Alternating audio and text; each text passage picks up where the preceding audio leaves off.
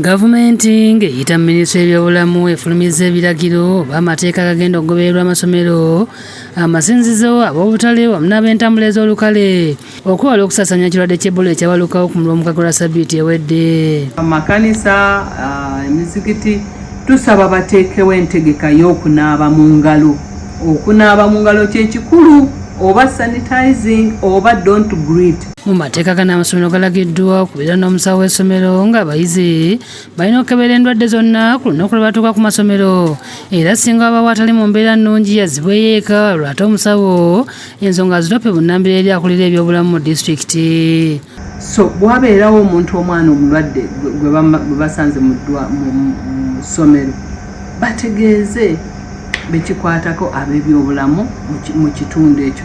Omwana oyo bw'alwala laba nti bamukebera omusaayi n'omugjawo n'omuteeka mu siikibbe.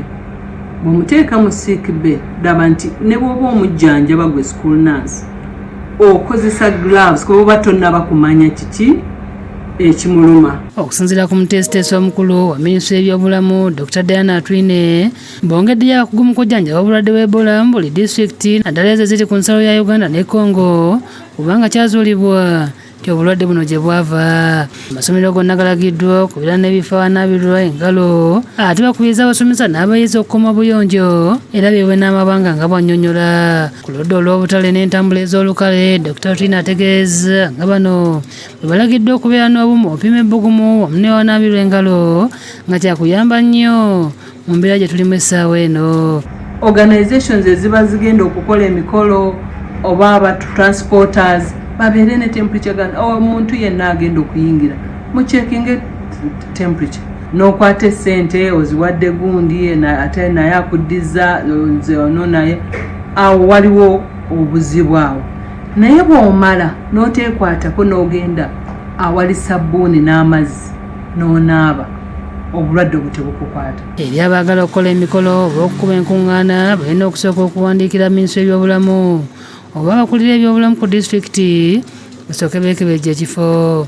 Mutuyambe nga tukola emikolo gyaffe, nga tuli mu semina, nga tuli mu commemorations, nga tuli mu celebrations whatever, tulabe nti tetukwata mu ngalo mu bantu. Kyokka agumiza bannayuganda nti eggwanga si lya kugenda mu ngalo olw'obulwadde bw'Ebola wabula nga bakufuba okulaba nga babutangira. Era n'asaba abantu okugoberera amateeka agateekeddwawo. Tetusobola kulookinga down, tetusobola kuggyawo organizations oba meetings oba amasomero okuggala. Ebyo byonna bijja kubeera nga bikola bulungi. Mu bufo bw'okukendeeza kusaasaanya obulwadde bw'Ebola ekitongole kya KCC bakendeeza ku muwendo gw'abantu abalina okuwerekera ku Lord Councillors ako ne Lord Mayor abagenda okulayira olunaku olw'enkya. Benon Kigenyi nga yamyuka akulira ekitongole kya KCC alambuludde nti Lord Mayor akkiriziddwa okujja n'abantu 9 so nga ate bakansala bo bakujja n'abantu 2 bokka. Kutandika ku ssaawa 3